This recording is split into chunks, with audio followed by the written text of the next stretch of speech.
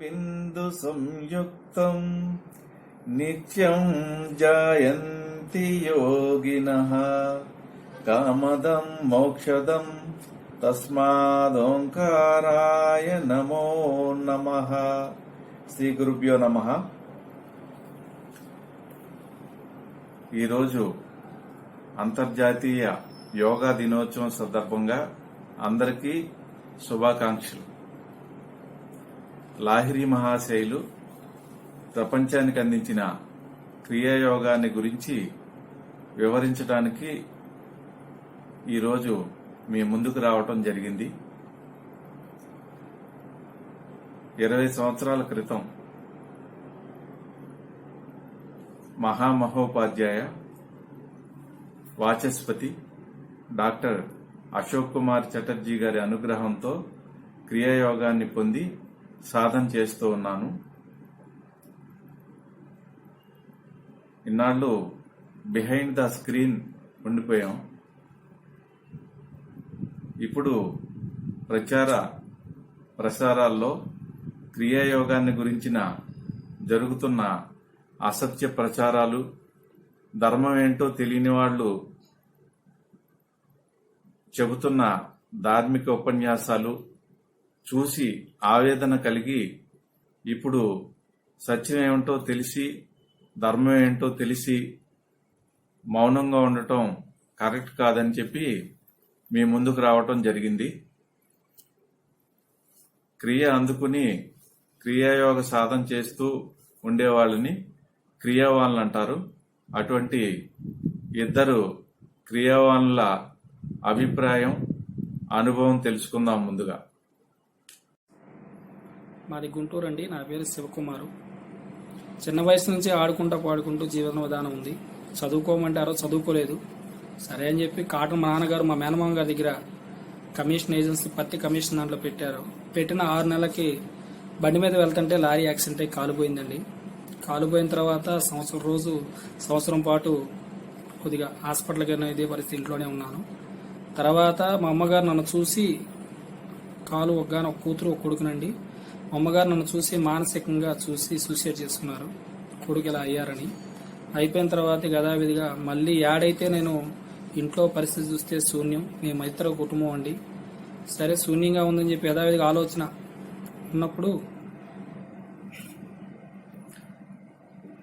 ఉన్నప్పుడు ఆటోమేటిక్గా శ్రద్ధగా ఆత్మవిశ్వాసంతో మొదలుగా ఎక్కడ పోయిన వస్తువుని ఆడే ఎత్తుకోవాలని శ్రద్ధగా వెళ్ళానండి. సంతోషంగా అందరినీ వెలిగాను. అందరు చూసి జాలిపడ్డారు తప్ప పని ఇవ్వలేదండి. సరే పర్లేదని చెప్పి అన్ని సార్లు తిరుగుతానే ఉన్నాను. తిరుగుతున్నప్పుడు ఒక వ్యక్తి ఇచ్చాడు సార్.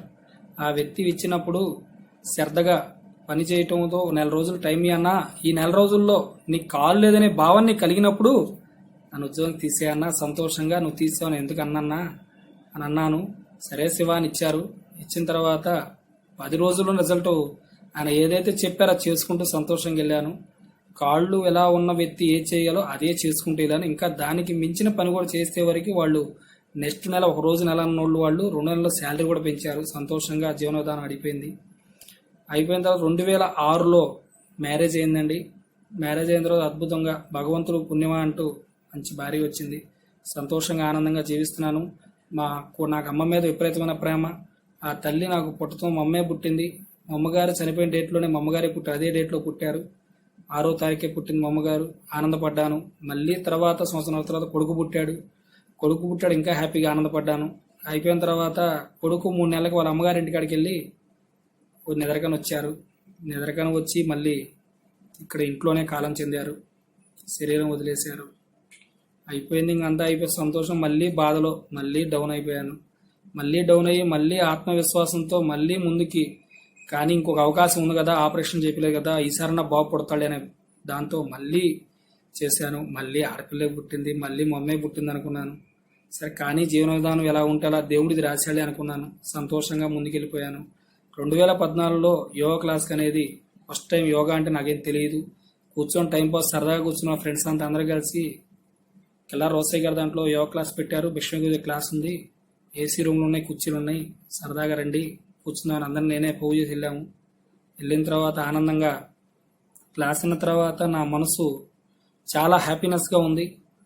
అది అయిపోయినప్పుడు ఆటోమేటిక్గా పొద్దున్నే 5 గంటలకు వెళ్ళే అందరికన్నా ముందు దుప్పటి తీసుకొని 10 మంది వచ్చిన రాత్రి 4 వచ్చాము.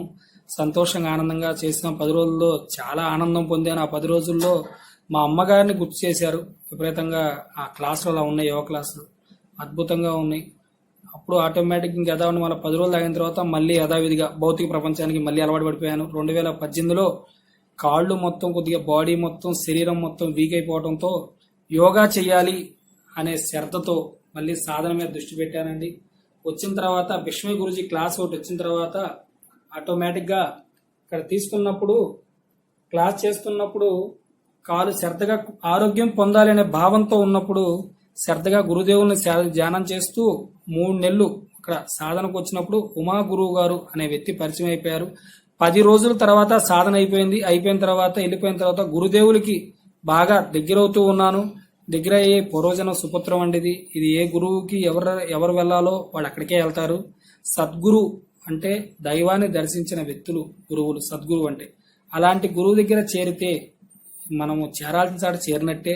ఆ మార్గదర్శనంలో ఎక్కడ తను ఒకటే చెప్పారు నాకు, శివయ్య నువ్వు ఏ గురువు దగ్గరకైనా వెళ్ళు, నేను ఒక్కడనే కాదు ప్రతి గురువు దగ్గర నేర్చుకో అనే ఫస్ట్ ఎత్తనం ఆ గురువు మీద విపరీతమైన ప్రేమను పెంచింది.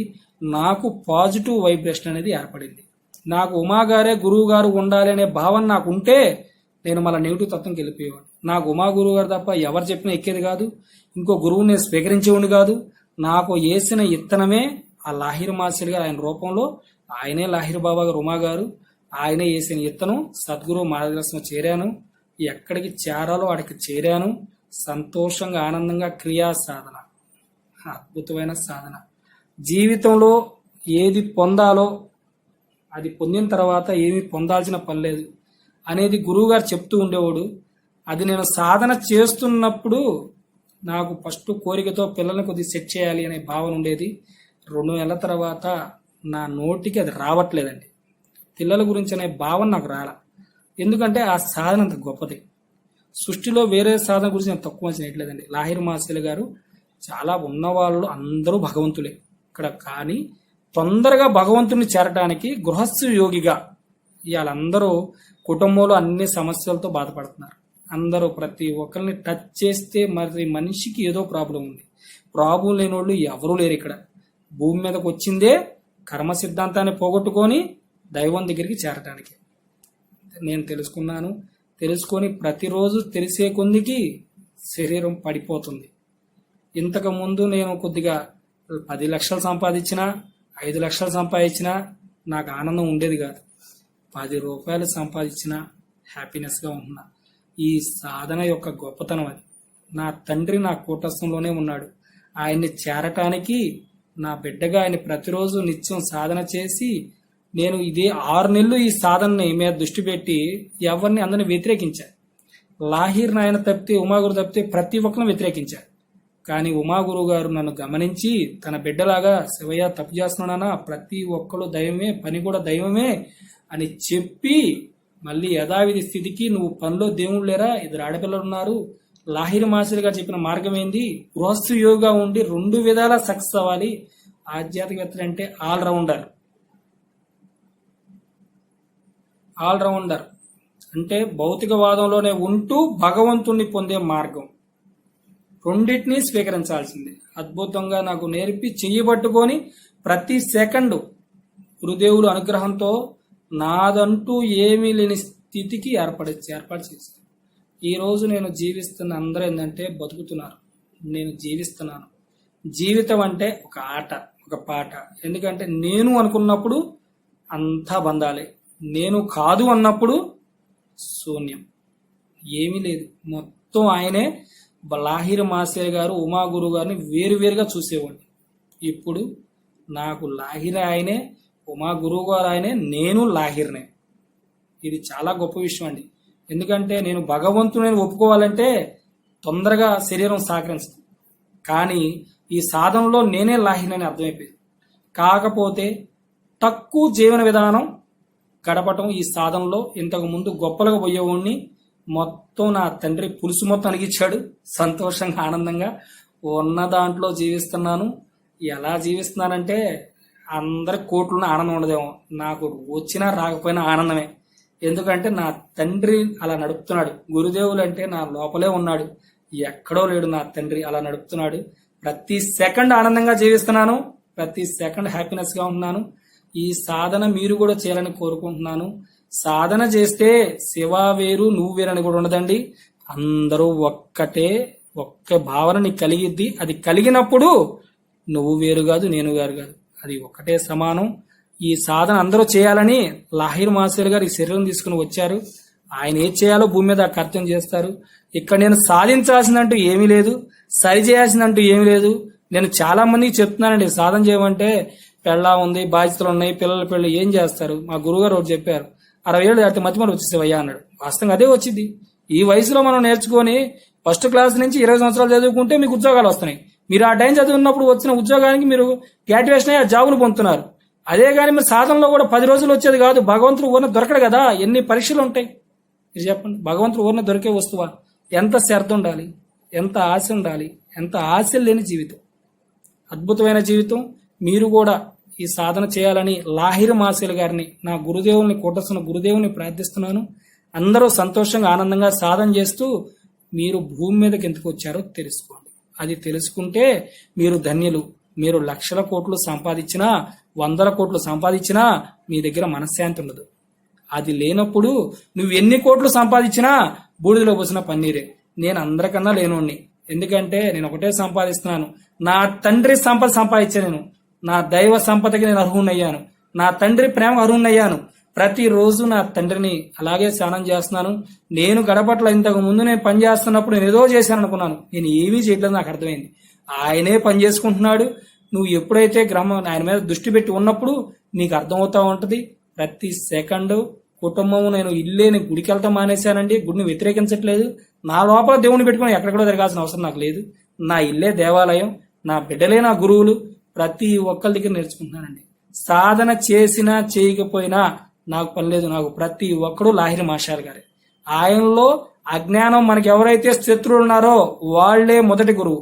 ఎందుకంటే సాధనలో ముందుకెళ్లాలంటే ఆ గురువులు మనకు నేర్పుతున్నారు. శివయ్య నువ్వు ఉండగలవా, ఈ సాధనలో నువ్వు ఉండగలవా అని గురుదేవులు పరీక్షలు అడుగడుగునా పెడతారు.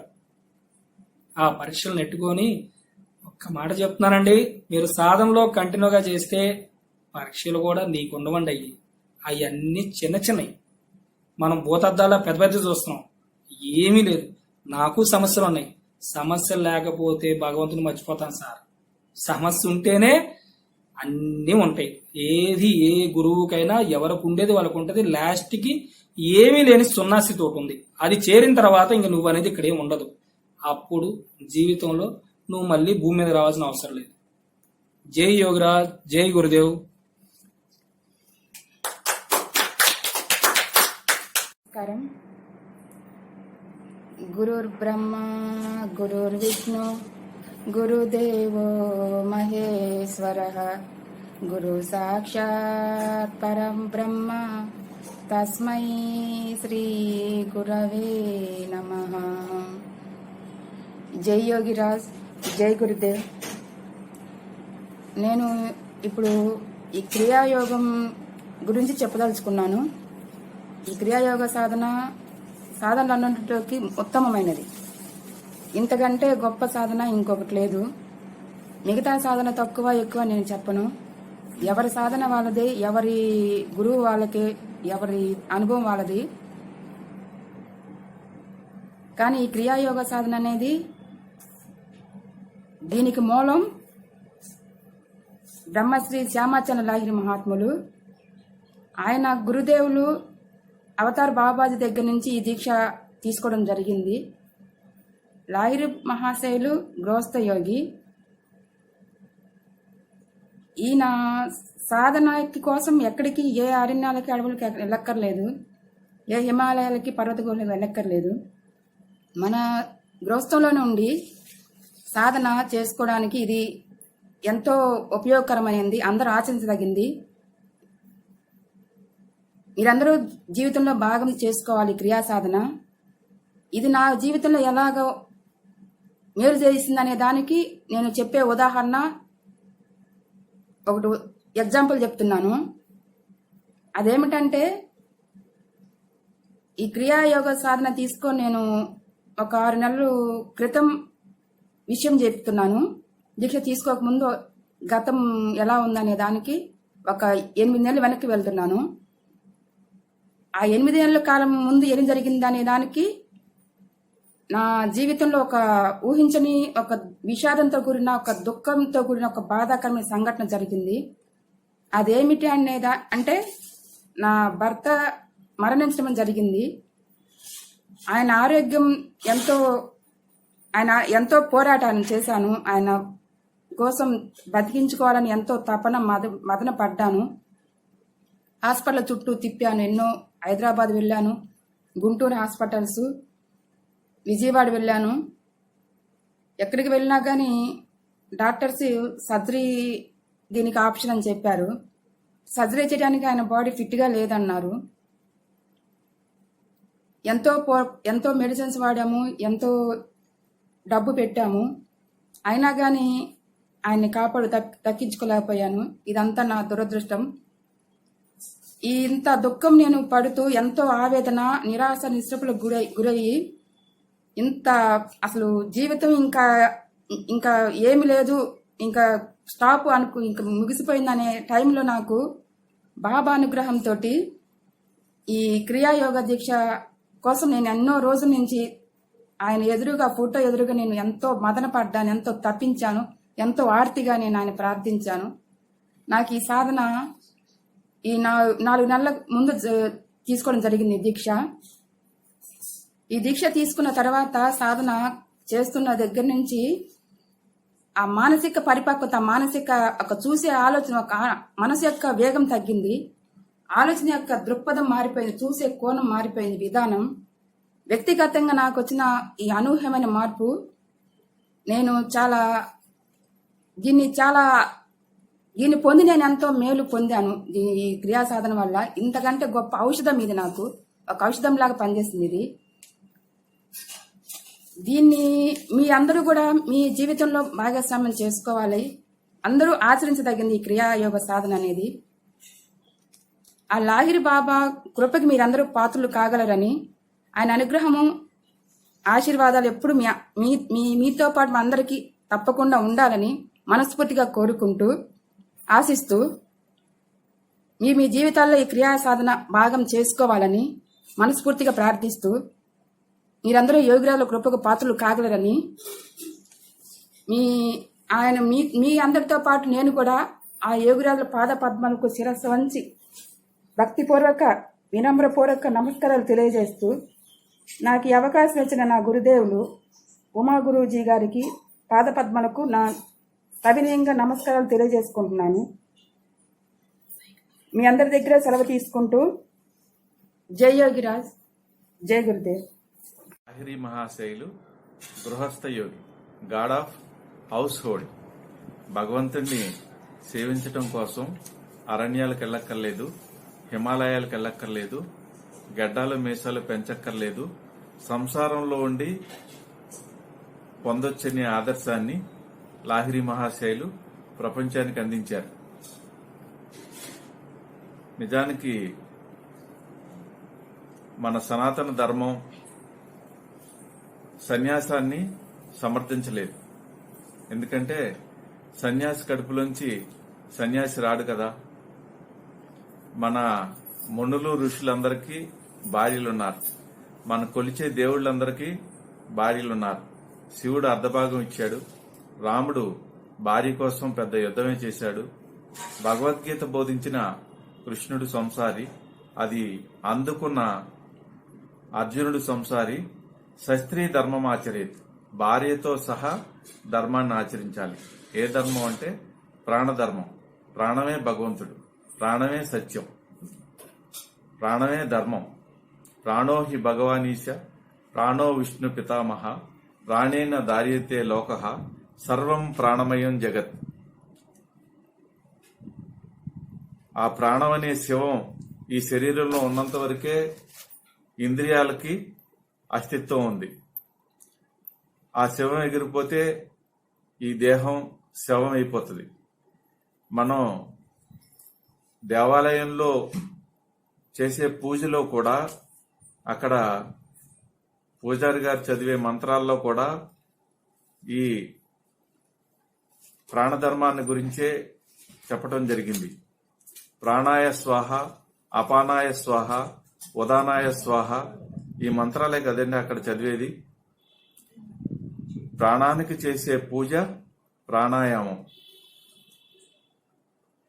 ప్రాణాయామో మహాధర్మ వేదానమపత్య గోచర సర్వపుణ్య సారోహి పాపరాశి తులానల.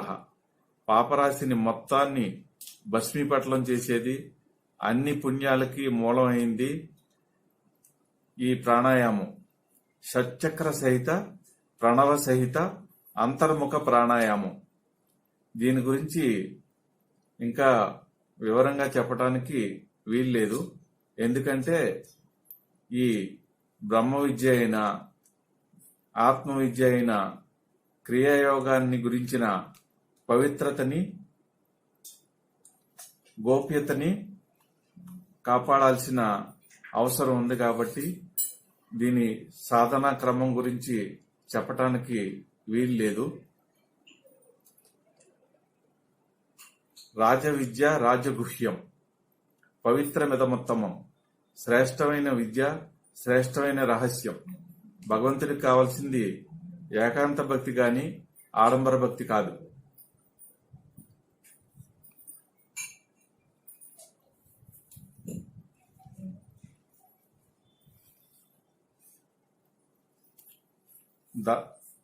హిందూయిజం ఉంది, క్రైస్తవం ఉంది, బౌద్ధం ఉంది, జైనిజం ఉంది. ఇవన్నీ కూడా ధర్మ సాంప్రదాయాలు, ఒక్కొక్క మహానుభావుని అనుసరించి వచ్చిన ధర్మ సాంప్రదాయాలు. ధర్మం అంటే ప్రాణమే. ఆ ప్రాణం అనే ధర్మం ఈ శరీరంలో ఉన్నప్పుడు మాత్రమే మనం ఏదో ఒక ధర్మ సాంప్రదాయాన్ని అనుసరించగలం. ధర్మం వేరు, ధర్మ సాంప్రదాయాలు వేరు.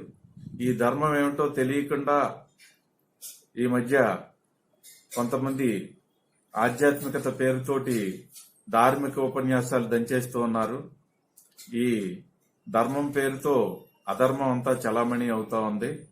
అసలు ధర్మం తెలిసిన వాళ్ళు మాట్లాడకుండా మౌనంగా ఉండటం మంచిది కాదు.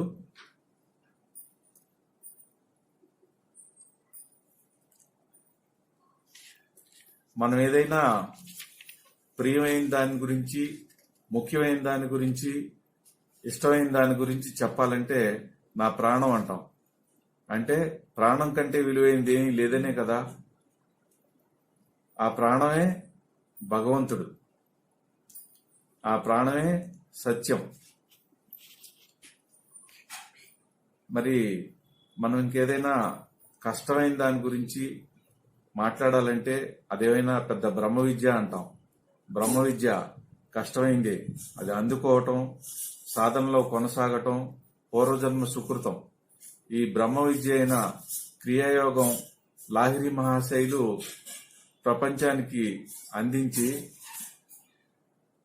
అనేక రకాల ఈతి బాధలన్నీ పడుతున్న సంసారాలకి ముక్తి మార్గాన్ని చూపించారు. శారీరక, ఆర్థిక, మానసిక క్లేశాలు, 3 రకాల కష్టాలు మనుషులకి. ఈ 3 రకాల కష్టాల నుంచి కూడా విముక్తినిచ్చి అసలైన ముక్తికి దారి చూపించేదే క్రియాయోగం. భగవద్గీతలో కృష్ణుడు అర్జునుడు చెప్పినప్పుడు కర్మయోగం అన్నారు, లాహిరి మహాశైలు క్రియాయోగం అన్నారు. ఈ క్రియాయోగ సాధన తీసుకుని చేస్తూ ఉంటే జీవితం మధుమయం అయిపోతుంది. నల్లేరు మీద నడకలాగా సాగిపోతూ ఉంటది. ప్రపంచంలో అన్ని సాధనలో కూడా కైనెటిక్ మైండ్ ని స్టాటిక్ స్టేజ్లోకి తీసుకురావటానికి, చంచల మనసుని స్థిరత్వంలోకి తీసుకురావటానికి, ఆ స్థిరత్వమే భగవంతుడు. నిశ్చలం బ్రహ్మ ఉచ్యతే. మరి ఈ క్రియాయోగ సాధన ద్వారా ఆ నిశ్చలత్వం వేగంగా వస్తుంది. కాబట్టి పరమహంస యోగానంద గారు ఒక యోగి ఆత్మకథలో క్రియాయోగాన్ని విమానయానంతో పోల్చారు. తొందరగా గమ్యానికి చేర్చేది. ఆయన చనిపోయిన తర్వాత అమెరికాలో బాడీని 21 రోజులు ప్రజల సందర్శనార్థం ఉంచారు. ఏమాత్రం కుళ్ళటం గాని, వాసన రావటం గాని, చెడిపోవటం గాని జరగలేదు. ఏంటని డాక్టర్స్ టెస్ట్ చేసినప్పుడు గుండె ఆగిపోయింది, కానీ బాడీలో ప్రతి కణం కూడా శ్వాస తీసుకుని వదిలిపెడతా ఉన్నదని చెప్పి డాక్టర్లు తేల్చారు. క్రియాయోగంలో ఆరోగ్యం అనేది చాలా చిన్న విషయం. దానికి మించి beyond the mind, beyond the science చాలా పొందగలుగుతాం. ఇంతకన్నా అద్భుతమైన సాధన వేరే ఏమీ లేదు. Science is half circle, spirituality is full circle. పూర్ణమద పూర్ణమిద పూర్ణాత్ పూర్ణముదచ్యతే పూర్ణస్య పూర్ణమాదాయ పూర్ణమేవావశిష్యతే. క్రియాయోగమే పూర్ణత్వం. ఆ పూర్ణత్వమే భగవంతుడు. ప్రతి ప్రాణిలోనూ సూక్ష్మ రూపంలో ఉన్న భగవంతుడే అఖండ ప్రాణసత్తలో కూడా ఉన్నారు. ఈ సాధన ద్వారా జాగృతమై అహం బ్రహ్మస్మి స్టేట్ కి అహంకారం నుంచి చేరటం జరుగుతుంది. మనుషులు మానవుడు మాధవుడిగా మార్చటానికి ఇది ఒక అద్భుతమైన ప్రక్రియ. మహావతార్ బాబాజీ నుంచి లాహిరి మహాశయులు ఈ క్రియాయోగ సాధనను అందుకున్నారు. సాధన చేసి సంసారుల కోసం నువ్వు ఈ క్రియాయోగ దీక్షలు ఇవ్వాలని మహావతార్ బాబాజీ ఆదేశించినప్పుడు మీరుండగా నేను ఈ దీక్ష ఇవ్వటం ఏంటని చెప్పి ఆయన అడగడం జరిగింది. మహావతార్ బాబాజీ గారు వారితో ఇచ్చిపుచ్చుకునే సంబంధం మాకేమీ లేదని చెప్పారు. అలాగే షిరిడి సాయిబాబా గారు 9 సంవత్సరాల వయసులో ఈ క్రియాయోగ దీక్ష లాహిరి మహాశయుల నుంచి పొందారు. సబ్కా మాలిక్ ఏక్ అనేవారు కదా ఆయన. అందరిలో ఉన్న ప్రాణం ఒకటే, ఆ ప్రాణమే భగవంతుడని ఈయన చెప్పిన కాన్సెప్ట్ మాత్రమే. ఏకాదశ స్తోత్రాల్లో కూడా లాహిరి మహాశైల భావజాలం ఉంటుంది. షిరిడి సాయిబాబా గారు గుర్రాన్ని శ్యామ అని పిలిచేవారు. ఇంకా ఎందరో మహానుభావులైన ఆయన శిష్యులు క్రియాయోగాన్ని అందుకుని ఆ శిష్య పరంపరలో, గురు పరంపరలో ఇది ఇవాళ పశ్చిమ దేశాల్లో కూడా ప్రాచుర్యం పొందింది. ప్రపంచం అంతా కూడా ఇది విస్తృతంగా ప్రచారం అయింది. క్రియాయోగం పట్ల చాలా క్రేజ్ ఉంది. ఆ క్రేజ్ ని వాడుకుని చాలా మంది క్రియాయోగం పేరుతో అసలైన క్రియ ఇవ్వటం లేదు. లాహిరి మహాశయులు అందించిన క్రియ మాత్రం అశోక్ కుమార్ చటర్జీ గారు మాత్రమే అందించారు. ఇంకా మిగతా వాళ్ళు దీన్ని అనేక రకాలుగా డైవర్ట్ చేశారు. ఇప్పుడు యాక్చువల్ క్రియ ఈ అశోక్ కుమార్ చటర్జీ మహాశైల శిష్యుల ద్వారా మాత్రమే అందుతూ ఉన్నది. ఆయన లాహిరి మహాశైల 26 డైరీల్ని పురాణ పురుష శ్రీ చామాచరణ లాహిరి పేరుతో ఆయన సాధన ఉపలబ్ధుల గురించి వివరించడం జరిగింది.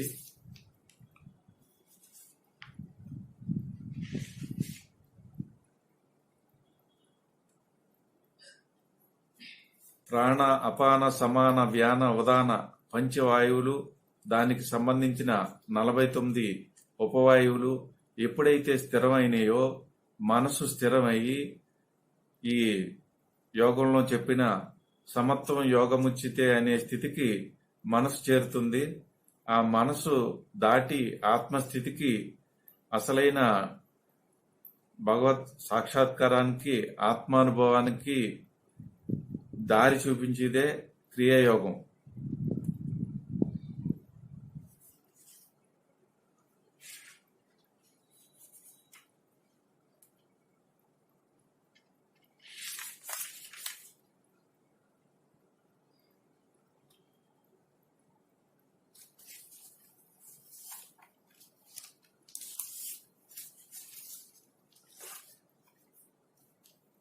బ్రహ్మ, విష్ణు, పరమేశ్వరులు త్రిమూర్తులు. కానీ వారిని పరదా మాట నుండి ఆడించే పరబ్రహ్మ, స్వయం బ్రహ్మ లాహిరి మహాశైలు మాత్రమే. ఆయనే ఆత్మారాముడు, ప్రాణకృష్ణుడు, బ్రహ్మ శ్యామాచరణులు. ఆయనే క్రియేటర్, సృష్టికర్త.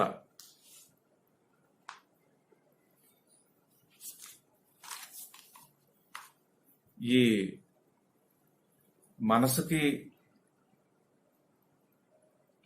శ్వాసకి సంబంధం ఉందని మన మునులు ఋషులు కనుక్కున్నారు.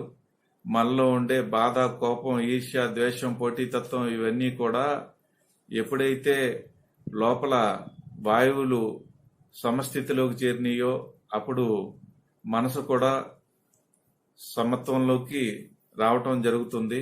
ఎక్కడా గుడ్డిగా నమ్మాల్సిన పని లేదు. ఇది pure science, science beyond the science. ఓం మంగళం ఓంకార మంగళం, గురు మంగళం గురు పాద మంగళం. ఓం మంగళం ఓంకార మంగళం, గురు మంగళం గురు పాద మంగళం. ఓం మంగళం ఓంకార మంగళం, గురు మంగళం గురు పాద మంగళం. జై యోగరాజ్, జై గురు.